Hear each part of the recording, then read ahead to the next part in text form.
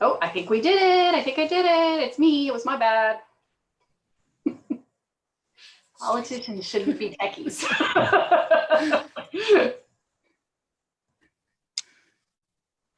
All right. I think we're doing it. There we go. Yep. Mine says it's streaming. Yep. Mine too. So awesome. All right.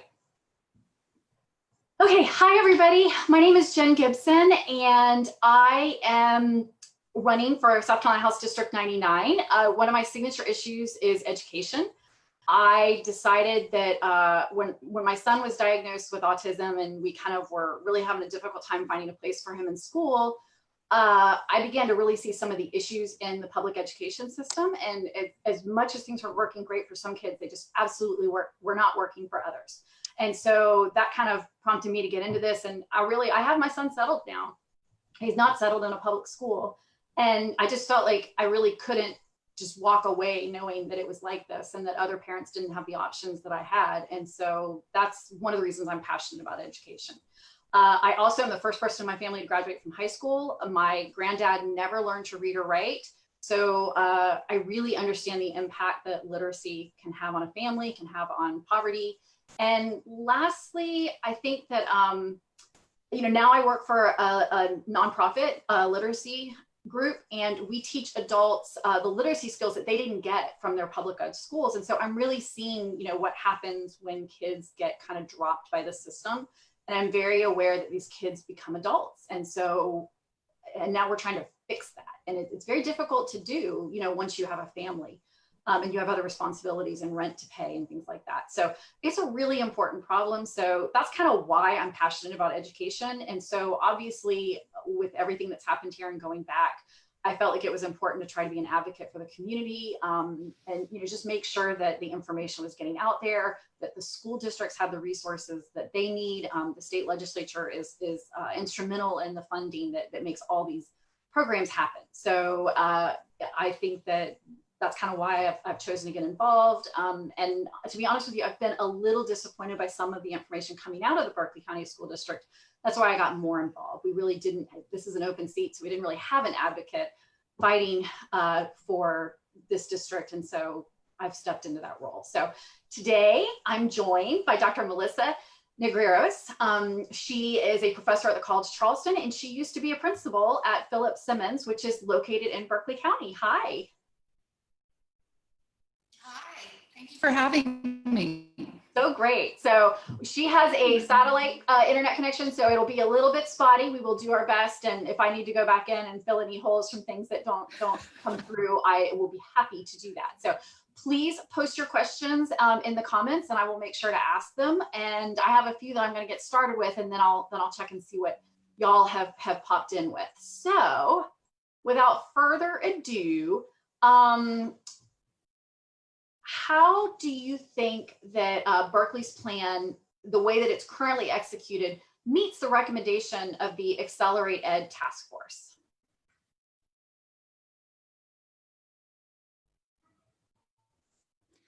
Well, I want to say, first of all, that I was really impressed with the South Carolina Ed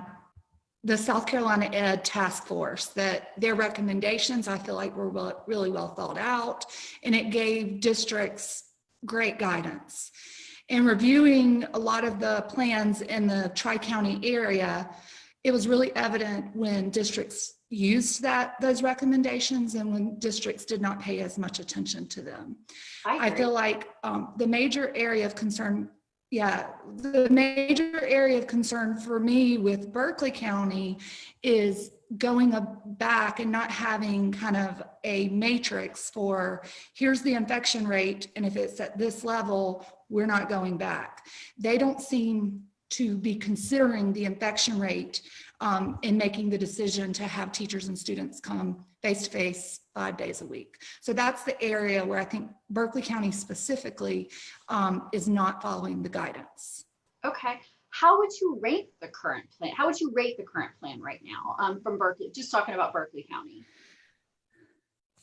Yeah, so I think that's a major area of weakness. I think that, the one place that Berkeley County was in a really good position going into the e-learning, even though it was an emergency kind of thing that they had to do, is they have the really good infrastructure in terms of devices and being one-to-one. And I know that even since March, that has improved even more.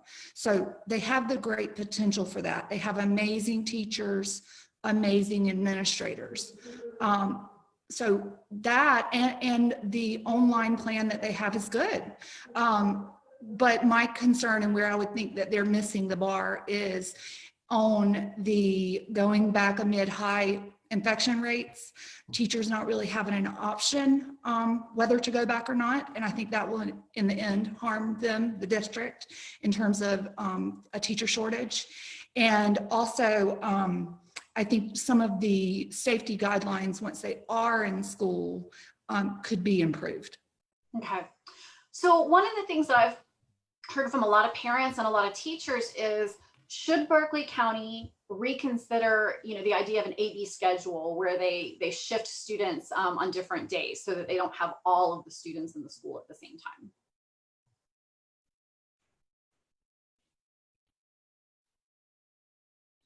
Exactly. I think that's a good option. And it's actually, one of the options that is included in the Accelerate Ed plan. And Charleston County is accommodating for schools that can't do appropriate social distancing by using like an AB type schedule. Yeah, some of our schools and Berkeley are County really crowded. does not have a plan for that. Okay. So we are experiencing a teacher shortage and a staff shortage in South Carolina. Berkeley County is not immune to that. I believe we have around 62 vacancies and with the teachers. And I'm hearing that some teachers may choose not to return, and because they're under contract, that's really going to make it so they're not eligible to teach for a couple of years.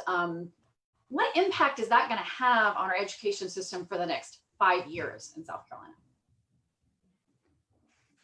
This is the area where I'm the most passionate. I'm a teacher at heart. I've been a teacher my entire adult life. I know the passion that they have, the struggles that they already face. It's already a very difficult job. And many of them are having to make that decision, whether I have friends that have just decided not to go back. And no matter, even given that it could hurt their license. And so I think we already have critical needs areas in so many areas: middle school, special education, English as a second language, these critical areas. And then this, to me, how districts handle this unfortunate situation is going to impact them for years to come in terms of being able to recruit and retain the best teachers. Yeah, that's one thing that I have been afraid of is, I know the numbers, I know where they're going, I know the projections, I know the things that the legislature is trying to do to help mitigate that. But at the end of the day, we just don't have teachers in South Carolina to fill all these spots. One of the conversations the superintendent had was about, people that are coming from overseas to teach and how their visas are going to be affected. That's how desperate the teacher situation is in South Carolina. We have to bring teachers from other countries into some school districts because we don't have enough teachers. And this, this just frightens me. We're going to disqualify teachers, and we are going to, we're just further disincentivizing them to want to participate in the public school system here.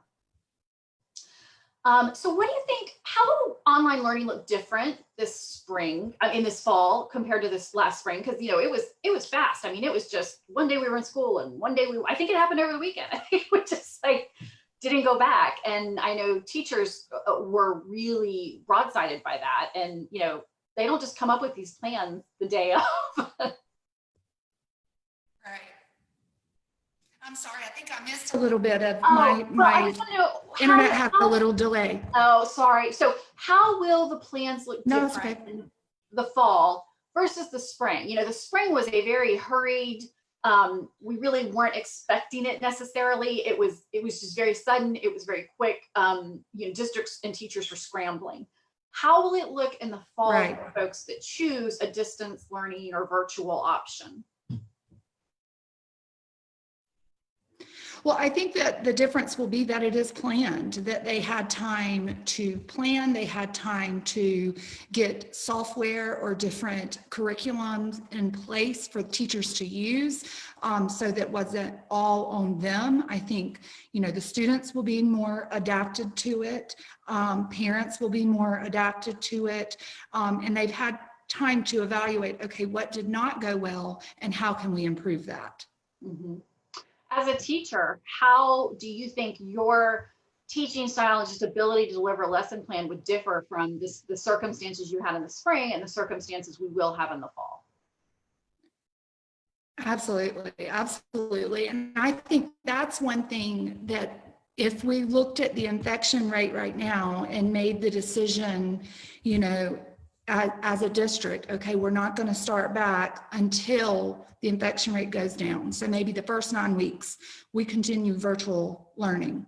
To me, it's better to make that decision, have people be prepared, have teachers, you know, do quality online instruction using best practices, train teachers how to do that, instead of having to scramble because, you know, the infection rate goes sky high and then things have to be changed on a dime.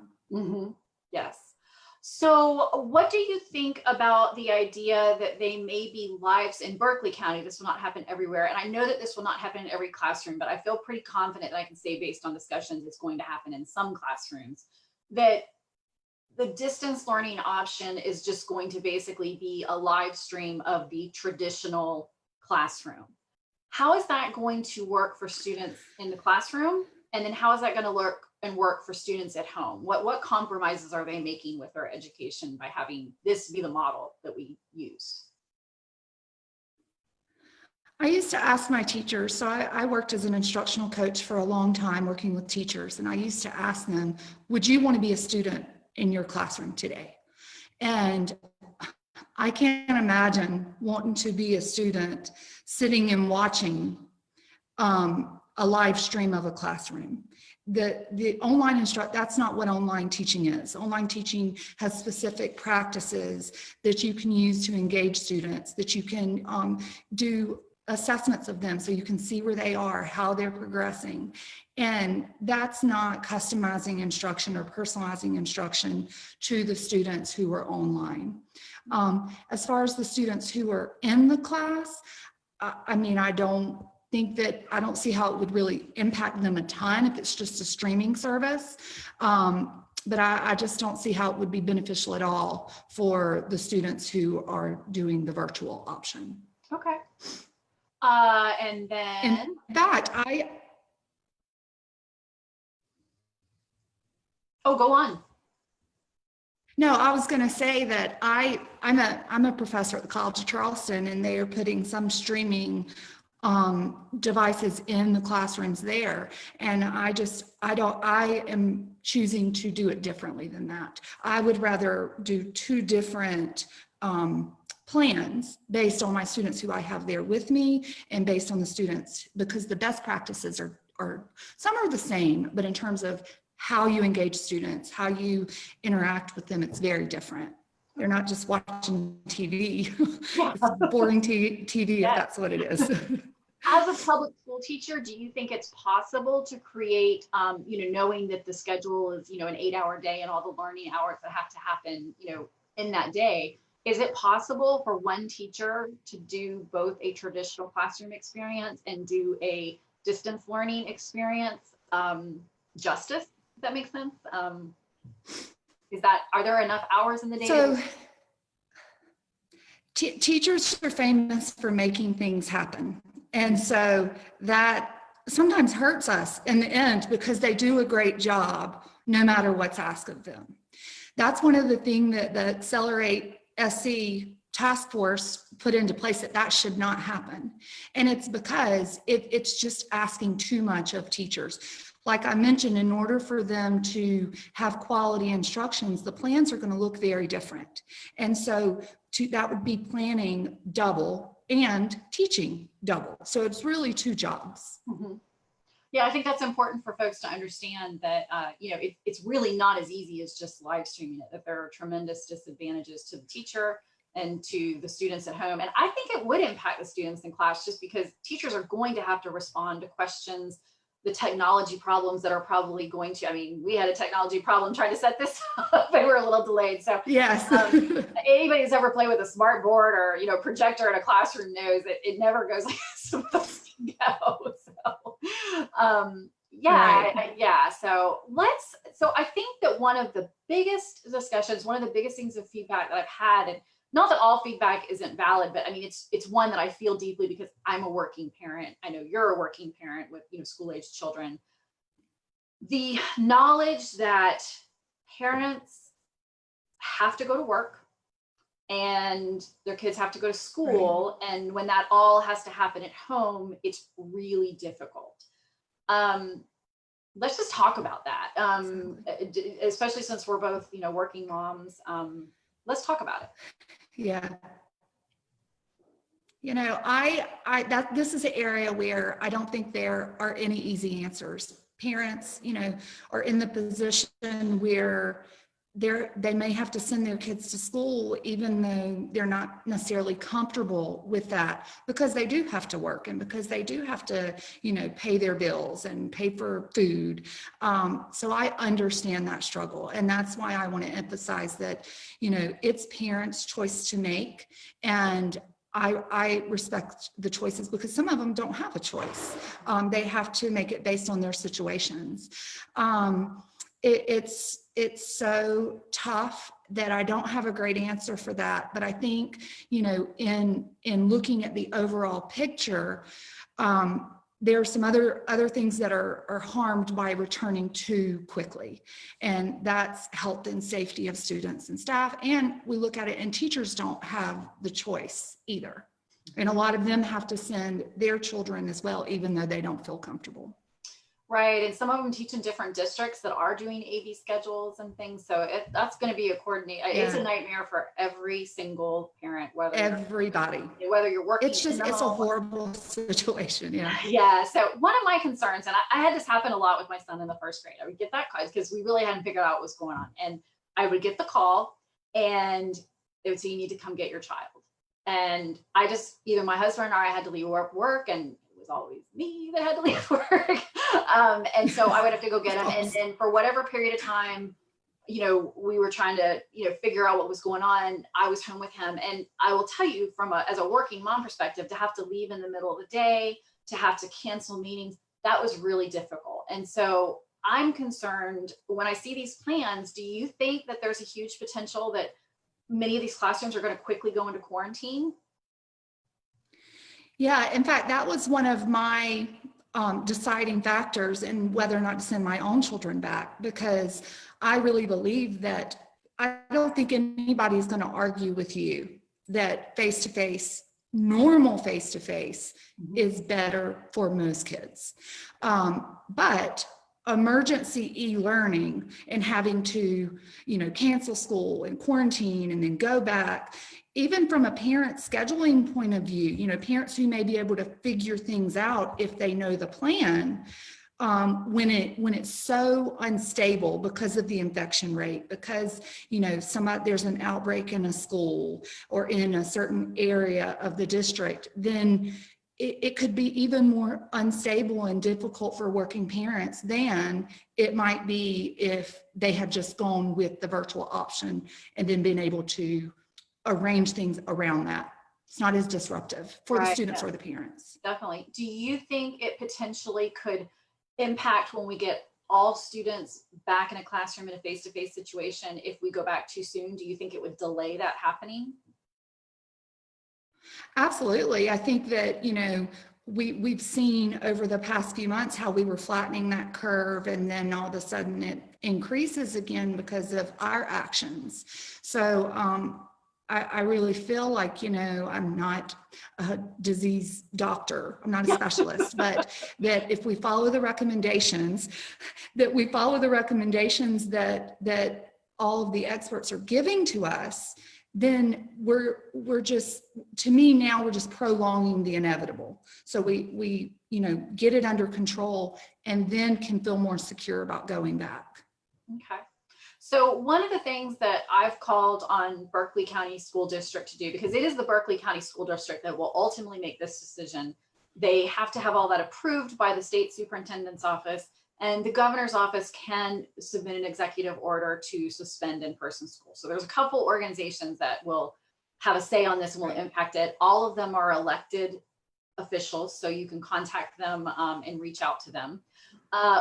So I've asked them to suspend, hold, however you want to phrase it, that we don't have enough information and we're not ready to go back in a traditional environment, because I think it's just going to push us right back out into an emergency closure situation. I don't see any way that what they've done now meets the Accelerate Ed task force requirements, because this is not my area of expertise. That's why we have task forces. That's why they put this information together for us. So we know these were experts that did this for us.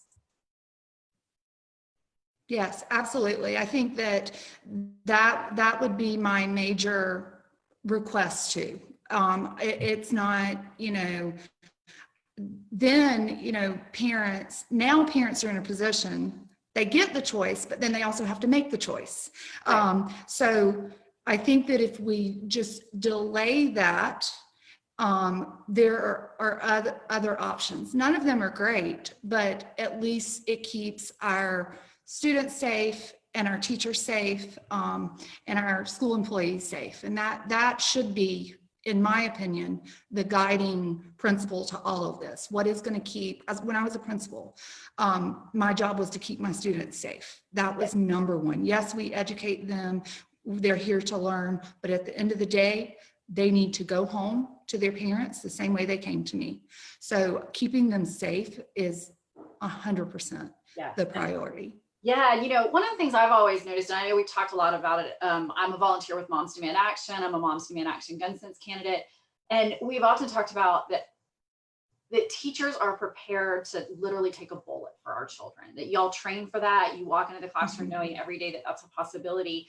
I think the idea that teachers aren't prepared to make sacrifices for our kids is a myth. I mean, I think what they're really trying to do is, I think they really recognize the reality of this teaching situation, how much children potentially can spread something like this. And I think they're just really concerned that we're just going to push ourselves right back into an emergency situation. And that is probably worst case scenario. As bad as it is having to talk with employers and working that out, and having antsy kids at home, it's even worse when we don't have any prep time for it and can't make advance, when we're trying to struggle and do it on that day. Well, and the other thing I think that teachers know, because they're teachers and they know what it's like to be in the classroom, is given the guidelines, which I don't want you to get me wrong, the guidelines for face-to-face instruction in terms of social distancing, not sharing materials, having less group work, those are essential in this situation. But school, this is what I told my 4th grader, she's going to be in 5th grade. School is not going to be what in your head school is. The best parts of face-to-face school just won't be there. And so I think about my children sitting, for 7 hours in the same room while the teachers, I'm sure, will do their very best to be engaging, to make it quality. There are such limitations, and the best practices of instruction don't align with what's being asked of them to do. So what your children will experience in school will be very different than what they're used to.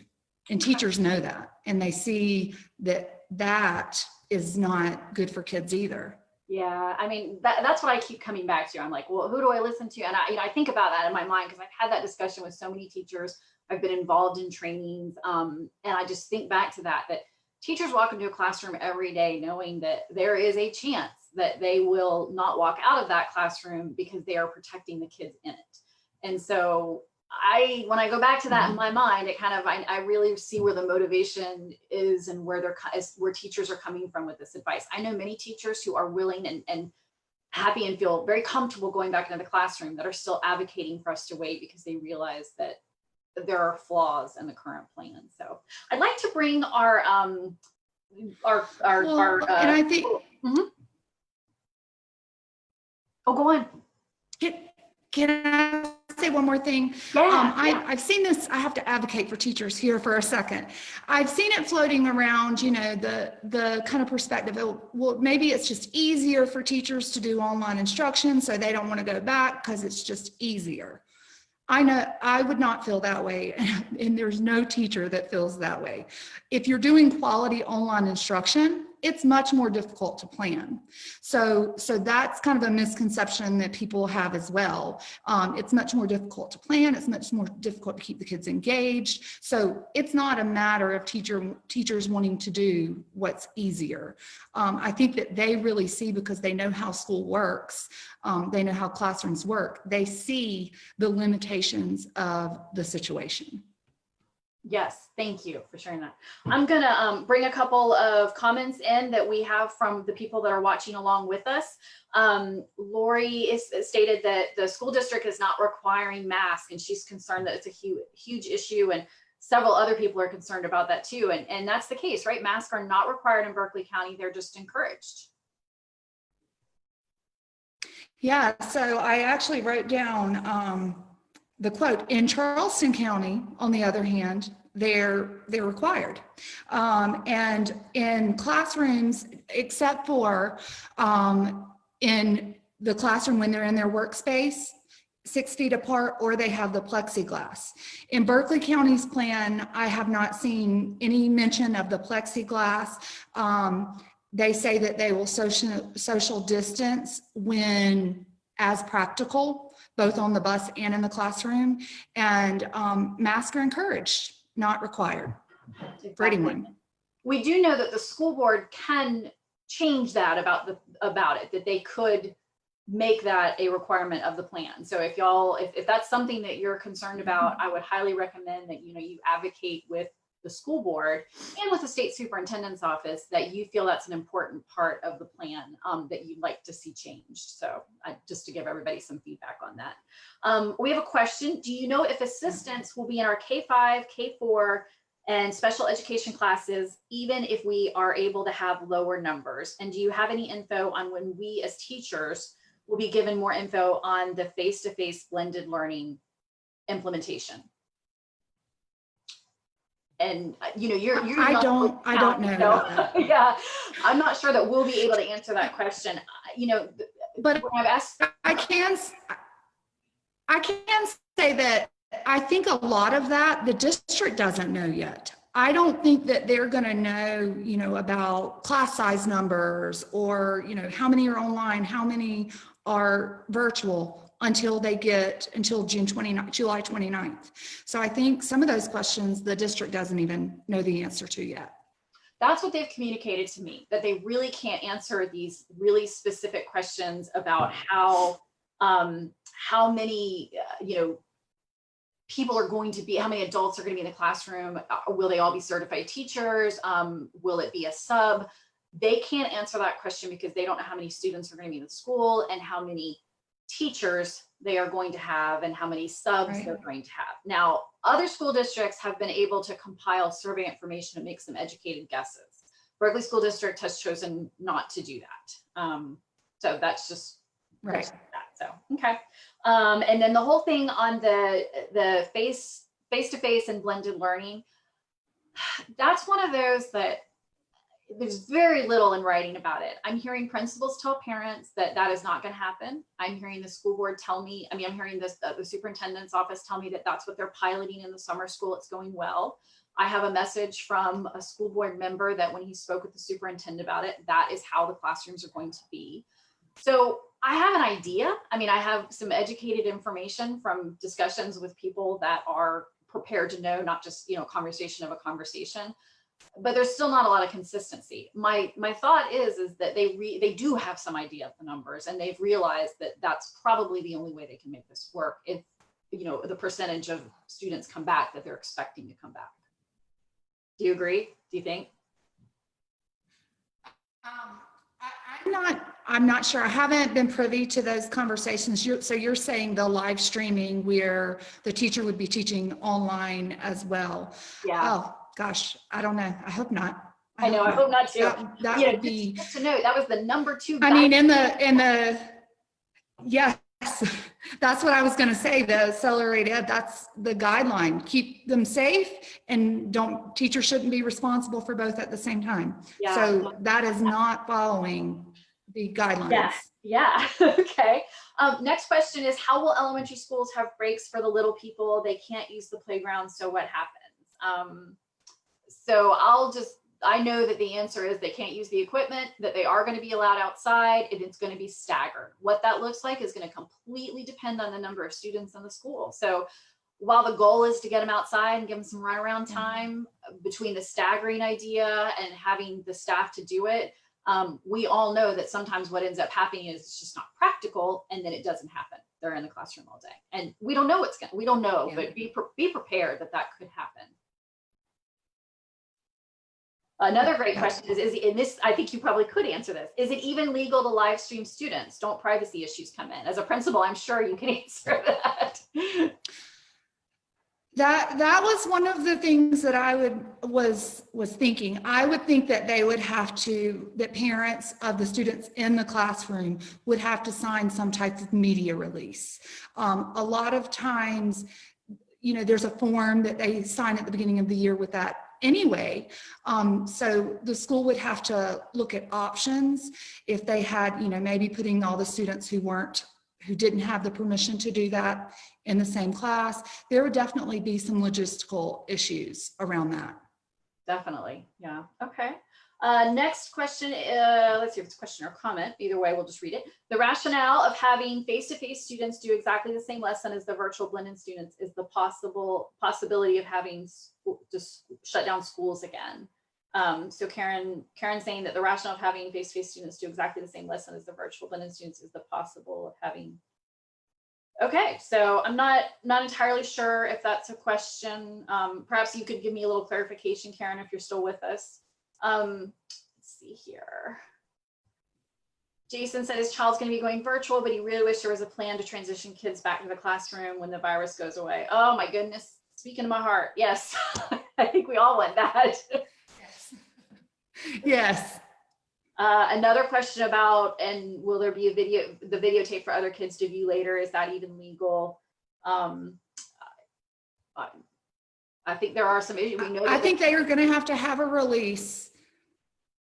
Yeah, I think the district would have to get a release from the students in the class, and from a school standpoint, a administrative standpoint, there will be some logistical issues with that in terms of how to arrange the students so that you can do that. Yeah, definitely. And on top of the challenge of keeping them 6 feet apart, keeping them out of a camera view. So yeah. So Karen says again, live students are watching and can speak, yes, given permission of teacher, yeah, they can chat. So yeah, that's one way that could work. That is. Okay. So we have Donald Smith. My concern as a teacher is to teach virtual is being asked to be in a school district building. How can I teach virtually when I have 2 children who need to be at home to learn virtually? I can struggle and make it work if we could all be at home. That's a great point. I mean, will teachers be able to come back? Are they going to be one of these parents that are like, they're like, oh, either I have to pay for childcare or I have to not work and maybe I won't work. That's tough. Yeah. That's really tough. Yeah. Teachers are. Well, and I'm not sure if this is what he's getting at, but I have heard, and I have not seen this in writing, that even the teachers who are teaching solely virtually in Berkeley County will have to go to the building to teach. So that might be what he's referring to as well. That there's, okay, so I'm keeping my kids at home. How am I going to come to the physical building? And part of the concern is the exposure. And so that doesn't line up a lot. Yeah, I know that's been a big concern of the teachers with the virtual, was that whole idea that you have to go in. There was also the idea that you were going to lose your home school. Maybe you could explain to folks what that is with teachers and losing that I don't know if perk's the right word, but losing that home school that they have built that relationship in. Okay, so I don't know the logistics in this situation, but I can best compare it to, I've had a teacher before who took a sabbatical to teach overseas for a semester. So she was able to do that, which I know that this would not be the same thing. And the district would still guarantee her a position following that, but it wouldn't necessarily be in the same grade or in the same school. So a teaching position in your certificate area, maybe not necessarily in your same position. So that might be what they're referring to. I think it is. So if the teacher doesn't agree to that traditional plan, if they have to go into the virtual plan, or they become a distance pathway teacher, they're going to lose the spot that they have in their school with that grade that they teach. So, and I know that that's been something that has really been an issue for teachers. Rachel mentions that the best parts of school will be eliminated, and I get that. I mean, you know, one of the people that say, and I agree with them, that our kids need to be back, that they just need that social reinforcement of school, is not going to be what they had. It's going to be really traumatic for them to go back into the school environment and it be as restrictive as it's going to have to be.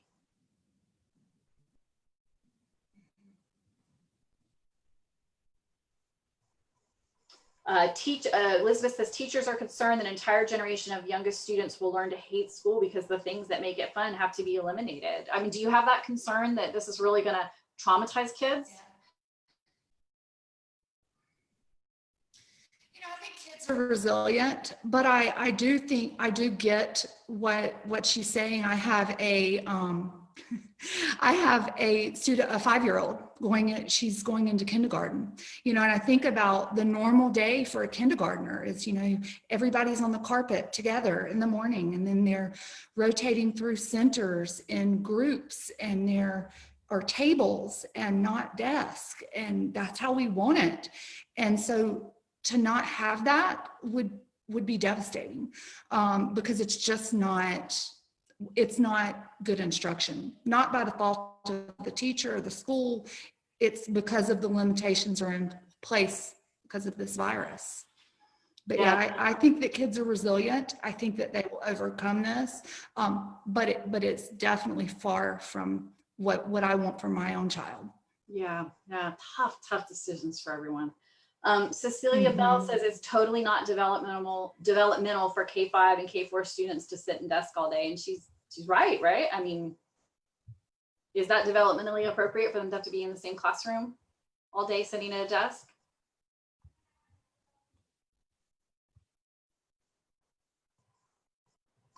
True.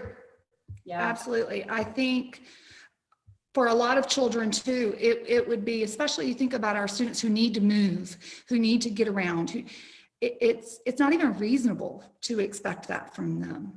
Yeah, wonderful. So Karen made another comment that she's a teacher teaching chemistry, and that she doesn't think that online teaching is easier. So for some disciplines, maybe it is harder to take it online. So yeah, so. Oh yeah, that was my point, that a lot of people have the misassumption that it's easier, and it's not easier to teach online. Imagine with chemistry, like, it's a lot more planning, a lot more. Yeah, no, I agree. Okay, Stacy asked, will there be opportunities for elementary age children to continue practicing handwriting skills, or will everything be on Chromebooks? I think that's one of those really specific questions that we're not going to answer to. What are your thoughts on that? I think, I mean, you know, there are some handwriting standards that the teachers will teach. I think that there will still be, you know, opportunities for students to have handwriting. I can't imagine an early childhood teacher who would only have the student working on the Chromebook. Good best practice is going to be to have them develop those essential skills. Okay. Elizabeth asked a question that I know the answer, that I don't have an answer for. Is our town has a mask mandate. Will our school abide by that? So that's something I've asked both Mayor Tecklenburg and the Berkeley County School District. And this only impacts schools that are in both the city of Charleston and the county of Berkeley. They have conflicting mask policies, and I think we stumped them because they both punted to their legal department. So now I'm waiting to hear back from the attorney's office of each of each organization. So yeah, I think that the fact that it's punted there and taken as long as it has makes me think that I don't know that they really feel that there's a real clear answer there. They would like, Lori would like for us to weigh in on the waiver that parents are required to sign for face-to-face learning. Do you have any thoughts on that waiver that we've heard so much about? I haven't seen the waiver because I think you only see the waiver once you've made the choice to, or what I have heard is that's when you see it. Once you've made the choice to face-to-face, then there's the waiver. I don't know a lot about it. I've heard other districts say that they didn't have a waiver because it wasn't enforceable. I'm sure Berkeley County was advised by their legal counsel to put that in place. I don't know what it says though, and I'm not sure how enforceable it is. Okay, thank you for sharing on that. Elizabeth asked, do we get any sense of which path the district would prefer? Do they want us in the classroom or blended? Do you get a sense that the district has a feeling one way or the other about it? I'm not sure, because the fact that they're automatically enrolling students whose parents haven't done it into the online system, I thought that was interesting, that would be the path that they would choose. But other than that, I don't really have a sense. That's my exact thought. I thought, you know, it's telling. They obviously thought about that when they made that the default, because they know that a lot of students aren't going to register. So, okay. Molly Tracy asked, when will the vote for the start date be? So we have a school district meeting and my son is saying hi. So we have this is working at home, folks. Yes, we all get used to it. Yeah, deal with it. So the start date is going to be voted on. It can be voted on. I mean, there is a start date, so it could be changed and voted on again at the next school board meeting for Berkeley County School District. That is going to happen on July 28th, which is the day before the deadline to register. They meet in person at Monk's Corner. If you go to the Berkeley County School District website, you will see all the information about when they meet, how they meet, how to sign up for public comments. You do, if you want to make public comments at I think it's either 6 or 6:30, you do need to arrive early. I believe it's at 5 o'clock to get to sign up to make those comments. And it is a time limit of 3 minutes. So if you want to be able to speak to the board, just be aware of that. You could, of course, always email them, send them a letter, give them a call. And all their contact information is on the website. Let's see here. Elizabeth Perkis asked if Charleston County School District is working on childcare for their teachers. Is Berkeley County School District? And I am not aware of anyone to do that. I haven't heard anything about that. Yeah, I'm kind of daily in touch with some of the teachers associations, and to my knowledge, that is not part of the Berkeley County plan. Cecilia Bell said, I did see that in writing. I'm not sure if that's in reference to Elizabeth's question. It might be. So I'll try to get some clarification on that. Jason asked if the protest on July 26th at the Berkeley County School District is still taking place. And I've seen some stuff about that, but I actually haven't had a chance to look into that. I don't know. I can't answer that. I don't even know which organization. Do you know anything about that, Melissa? I believe that next week the SC for Ed has a series of events. Hold on, I have it. And I think that is one of them. Is okay, I've seen some stuff about it. I've been so bogged down in trying to get information out that I can't absorb everything. Yes, exactly. I would have to look for it, but I think next week is like the virtual SC for Ed. I will have to find it, but I can shoot it to you. Great. And I've seen a flyer, and I think one of the things was to.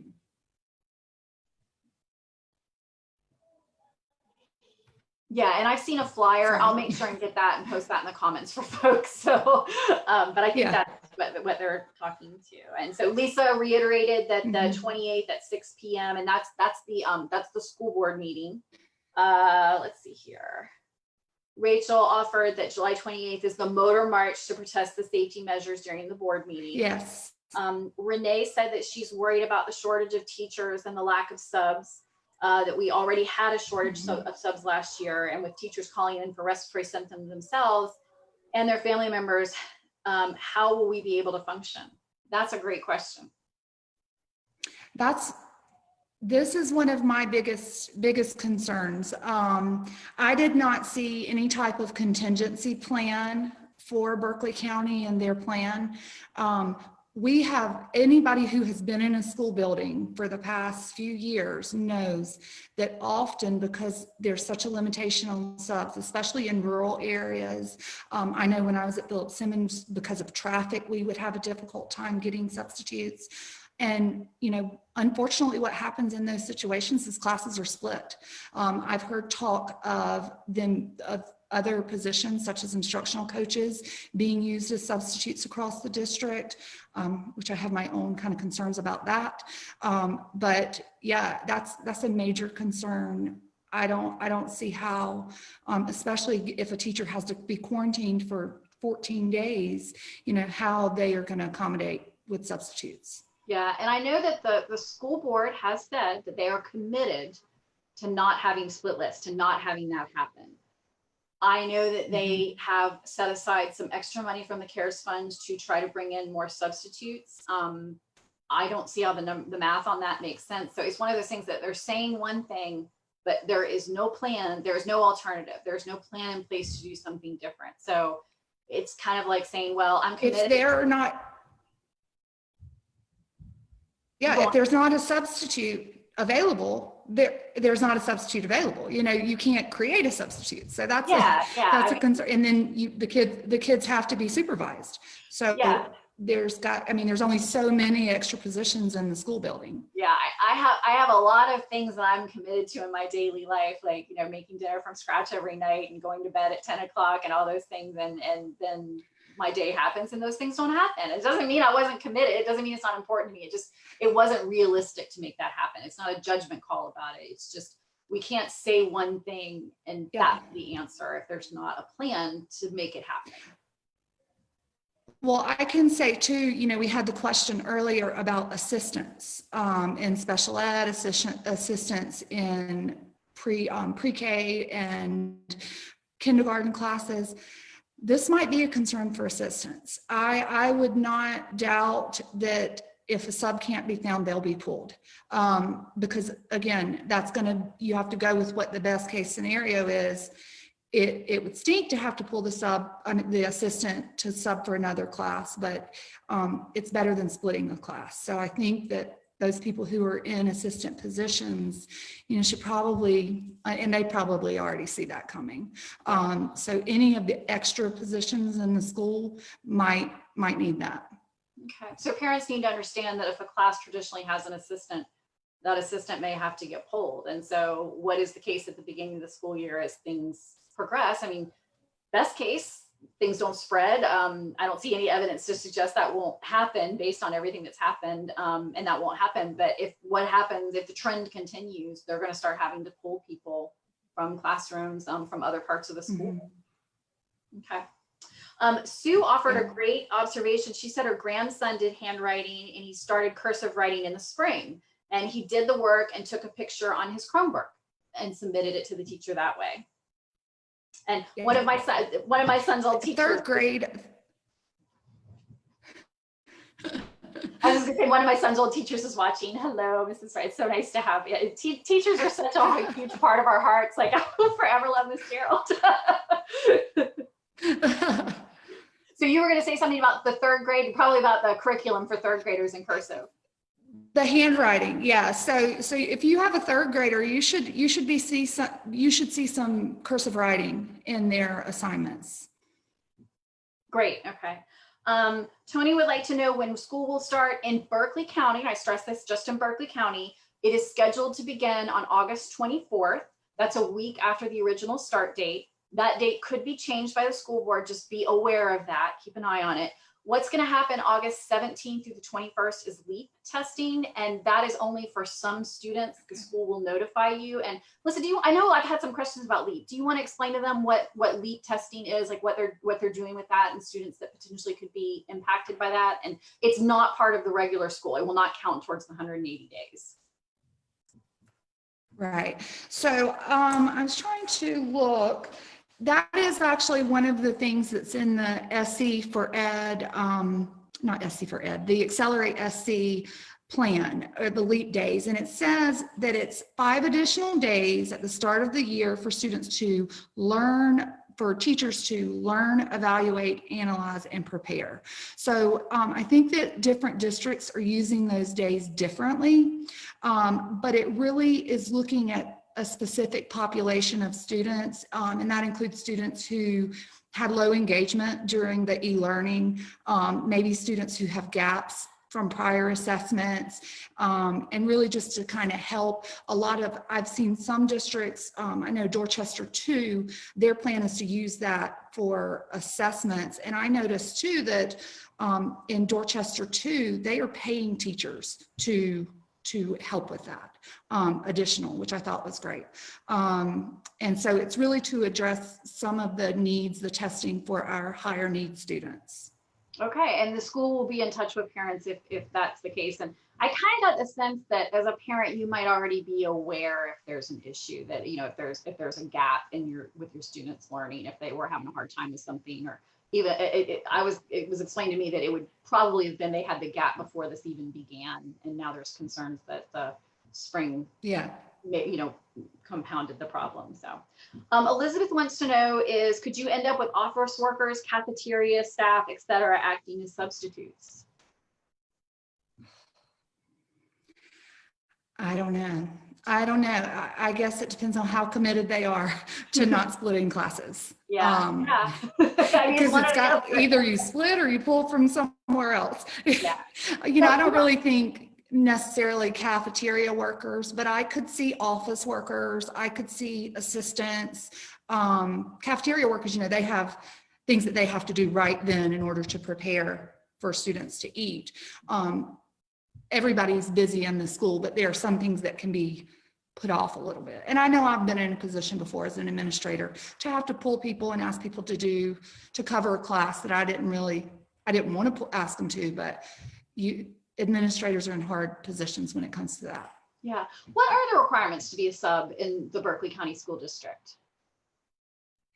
Well, we use, oh gosh, I'm trying to think of what Kelly Services is what we used. And so they really are in charge and they manage all of that. So when we need a sub, we call them in. So I'm not exactly sure what all of their requirements are, but it was Kelly Services. Last year I wasn't in Berkeley County, but the last I was in Berkeley County, they used Kelly Services. Okay. And you have to know, I think the surrounding districts use Kelly Services as well. So we're all pulling from that same pool of substitutes, which is difficult. Yeah, it's been a while, but I seem to remember you have to be 18, you have to be a high school graduate, and you have to pass a background check. Those are the 3 things that stand out in my mind. I know that you don't have to have experience as a teacher or college education. I'm sure about that. All right. Yeah, that makes sense. Renee has a comment. She's worried that they will pull blended teachers who are made to teach in an empty classroom. That teacher will have to cover for a teacher while also teaching online. Yeah, I mean, we don't know. And Karen, thank you. Her earlier comment was a response, not a question. So okay, great. We get that one taken care of. Let's see here. Stacy wanted to thank Sue for her reply. And let's see here.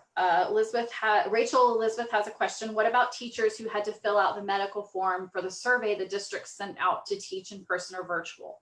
Will they still make us teach in a classroom, or will be allowed to teach virtually since we got medical documentation? And I don't think that's a question either one of us can answer. And I would think that they're. Oh, you go on. No, I was just going to say, I would think that if they had the medical documentation, they would probably be first priority to teach in an online setting. That's But I what don't they know have that. said. I Yeah, don't they have have any said that. information about that. Yeah, they have said that, but they've also said Yeah. like no decisions can be made until we have final numbers. So Right. I'll see if I can get some more clarification on that. My gut is if you're a teacher that you're the SCEA or Palmetto teachers or your SC for Ed rep is probably going to be better equipped to get that answer for you. I will try. Let's see here. Rachel Elizabeth also said, also Head Start and the CERDEP, I don't know what that is, I'm sorry, are listed as having to teach in person and live stream. This will be practically impossible to teach 3 and 4-year-olds and live stream while trying to keep them separate as much as possible. I can't imagine. So the CERDEP is like a K4, it's a K4 program. Oh, yeah. And so these are our preschoolers. Many of these students haven't been in school before, and so it would be very difficult. And usually those classes, now I did read in Charleston County's plan that those may be smaller classes because of social distancing, but I didn't see anything in Berkeley's plan about that. And usually those classes are maxed out, they're full. So they have, I think they can have 20 students, and usually they go to 20 students and there's a waiting list. So I anticipate those will be pretty full. Yeah, and we don't know. They've been very clear that they're not prepared to make a statement on how each individual class is going to be taught. They just said that that's a possibility. And so we just don't know, and you won't know until much closer to the start of the school. So you just need to, I don't love that answer, but that is the answer. And that is what I'm trying to let folks know. That is the answer. And so you won't know until after registration. You can continue to put pressure on the school board to not ask you to make that decision until that information becomes available. That is a recourse. Or you can ask the South Carolina Department of Education not to approve a plan that doesn't explicitly prevent that. Those are some of your recourses for that. One thing that I noticed that Charleston County has in place is they have kind of a delayed start time for those very young students. And then they have a week where they're bringing them in to work with them in small groups to kind of help initiate them into the school setting. So that's an approach that Charleston County is taking. That's great. Yeah. I know, one of the challenges for Berkeley County is the size of our district and the school bus situation, which everybody in Berkeley County knows we have school bus issues. Yes. And so, yeah, I mean, I know having listened to the presentation from the, with facilities with the transportation, that just the logistics of traversing the number of miles that have to be traversed with a large rural county like Berkeley County is its own special set of challenges. The problem is we need more buses, and that's been the case for a while. So that's a funding thing. And so that's one of the reasons I'm running, is to make sure that we're funding to have enough bus drivers. Kids cannot be stuck on the side of the road waiting. Yes. It's so dangerous. It really worries me. So, and thank you, Cecilia. So buses and I was going to say buses and bus drivers. So there's another area, we think about a shortage of teachers, we also, or a shortage of substitutes. These other areas have been areas we've struggled with as well. Having enough custodial staff, having enough bus drivers. Those are areas as well that need to be considered because it's difficult to get those employees. Yeah, support staff, really important, really important. Mm-hmm. Let's see here. And then we've got a few other things. Oh, and then Cecilia and Rachel both let us know that there are extra guidelines from DHEC and also through federal guidelines, for those programs for the 4 and 5K that have to be met. So we'll make sure that those are being met. And then Leah has a question. Is there a chance, if you are signed up for in-class classes at Philip Simmons High School, that due to circumstances, they will be switched to online if teachers are not available midway through? Are they following the same pace so there won't be a gap if this happens? I'm not sure. I think there's a possibility with any of the schools that we could have to switch from in-person to online. That's that was one of my considerations. I have a child at Phillips Simmons High School, that there would just be that disruption. And so I don't know that teachers are really being given a choice unless they have a medical situation and something from a doctor. So I think that the teachers will be there unless school has to shut down and go back like we had to do in March. So I think that's all just unknown. I agree. Yeah, I just think that you kind of have to be prepared for anything. And let's see here. Antoinette asked, I need to know when will we know what the process will be if we choose the virtual option. If this option doesn't work for my child, will we be able to move to the blended distant learning option? I feel like this question needs to be addressed in order to help parents make the best decision before July 29th. And I completely agree. And this is a good time to point out the difference between virtual and distance. Do you want to explain the difference between the virtual and the distance? I'm sure you have experience with the virtual. Okay, so the virtual, there's different districts are calling them different things. Charleston County has their virtual academy. That is their online for kindergarten, all grade levels. Berkeley County has presented it as 3 options. It's the traditional, which is 5-day face-to-face, the blended, which I think confuses some people because blended makes you think that it's like in between in face-to-face and online, but that one is really just all online.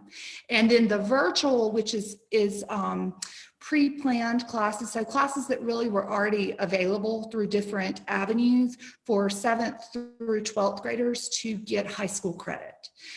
So those, even though it says available for 7th through 8th grade, you know, you might not have 7th grader that's ready to take high school level classes. And so I'm not sure, I would think that they would have to do a mix between the virtual and the blended in order to get all their classes in. And traditionally, if a student, because the virtual has actually always been an option in Berkeley County, that has existed before the pandemic. Traditionally, they were given an opportunity at the 9-week mark, I believe it is, to switch from virtual back into a traditional classroom. But we just don't know if that's going to be the case. We know that that's the goal, that they want students to be able to switch out if it's not working for them. Yeah, see, that's where I read that somewhere in the plan, that if a parent, basically what I took away from what I read, and I would have to find it, was if a parent wants to switch from in person to online, then the decision will be made based on what's best for the child. I don't sense that there would be any issue from that, because then that's a very easy switch. But if somebody wants to switch from virtual to face-to-face, there would be more obstacles because you only have the staff that you have. So I think those decisions would be made at like 9-week marks or semester marks. Okay.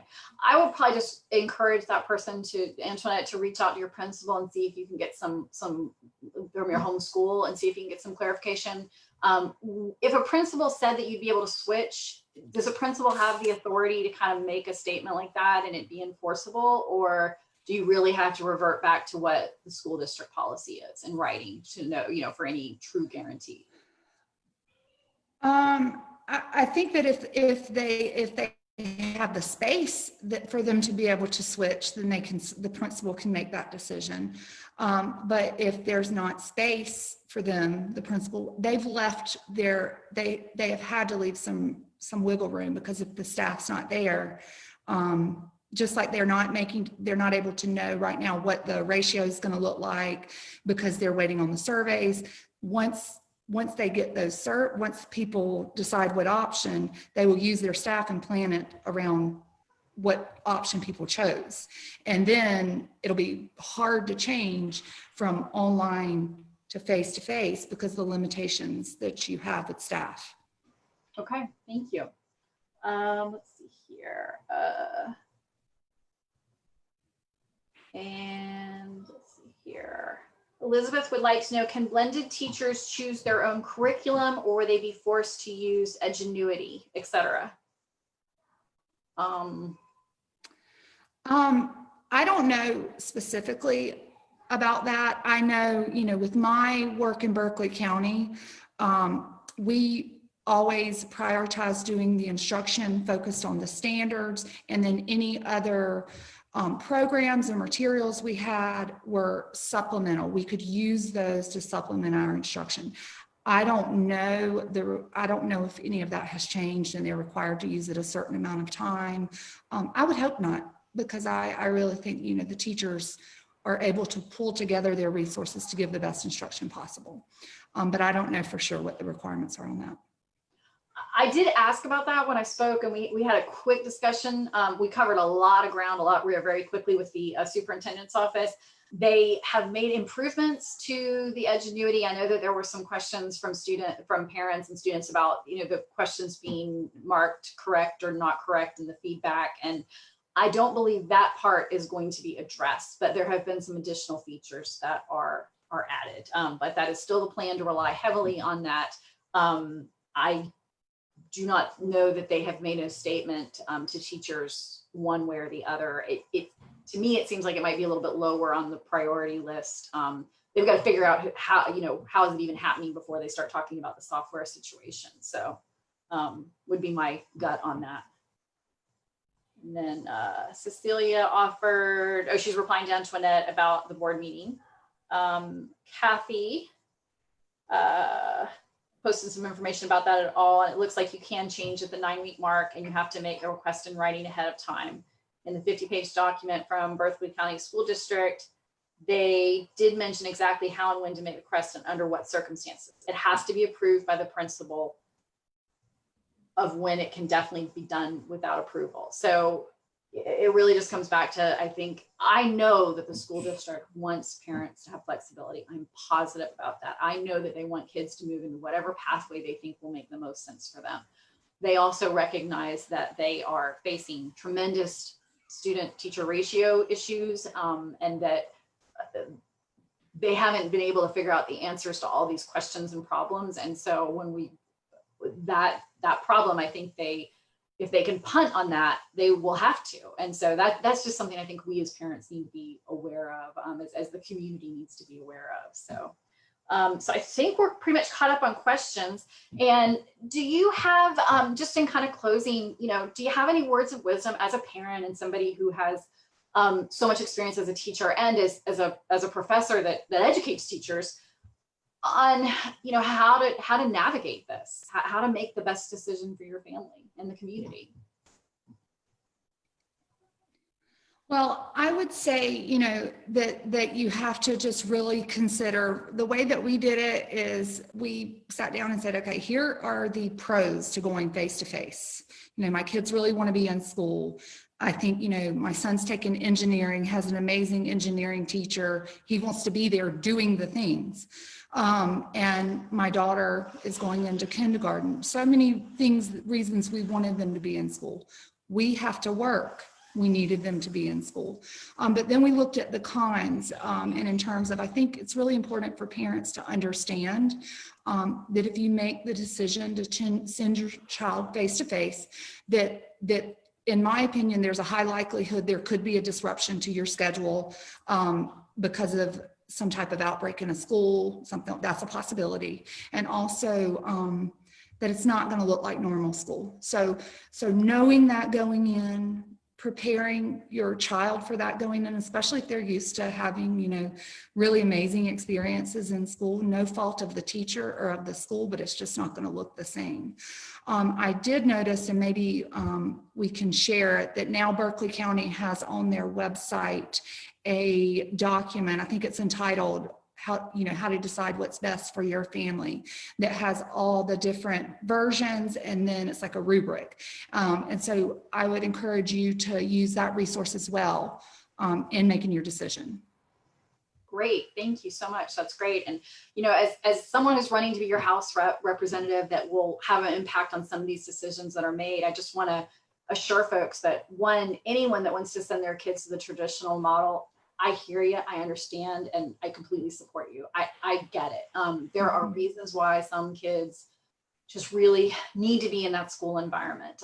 So please know that. And if it's just not safe, if we cannot make that happen, I am committed to getting you the resources that you would need to help with that. So whether that's putting, pressure on employers to, let you work from home, creating an environment where, back where we were earlier in the year, where we really were staying home a little bit more, I know that it hurts businesses, but I also know it really hurts a business when they have to shut down for 2 weeks because they had a positive case come in. And so I think the goal is to, get a handle on this. I've been reading a lot about with the vaccine that, that's not going to be the silver bullet. It's going to take a lot of time to get that distributed. Literally the world needs it. And how we, so, that even if we get that approved, within a year or 6 months, it's going to be a long time. We've got to figure out as a community how to stop and limit this spread so that we can get back to work. It will not be normal. It will be different. We're going to have to we're going to have to wear a mask. I loved the statements that the Melody Spearman made earlier today. She had a press conference up in Greenville, and she really stressed that, we have the ability to get these kids back in school, and it's us as a community and how we manage our symptoms and how we manage our lifestyle really is going to have a huge impact on how we get kids back into school. So I want to thank you so much for coming and chatting and talking about this. Your perspective is just you're such a great resource. So, truthfully, when we have folks on that come from the school district or our current teachers, they just can't really speak with the freedom that I think you can speak with since you're no longer in the district. So, well, thank you so much. Thank you for everybody for joining us. And I have to say,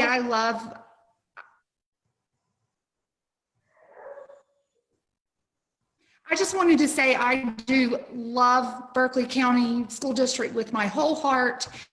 I support the teachers, the administrators. They're amazing people in Berkeley County. So my critique of the plan is not reflective of how I feel about the district. So and I agree. I've said that many times that, I get that they have been asked to do the impossible. Like, I don't necessarily have the answers to some of these questions too. I just know that, my call is to say, well, it's okay to say that you don't have the answer and we need to hit pause just for a little bit longer. So I think that I'm really impressed with the work that everyone's doing. And, it's a difficult situation. There is no answer where we come out of this without some sacrifices and compromises. Right. Yeah. Okay. Absolutely. Well, thanks for coming. I'm still happy to answer questions. I've started getting emails from folks and calls, and I'm returning them as fast as I can. So if you need something, email me, call me. I'm available anytime. If you have questions about, my policy, how I would vote on things in the State House related to this or anything else, I'm always available to answer it. And if y'all need me to bring Melissa back, I will. So if she can. So thank you so much. Bye, everyone. Bye. Thank you.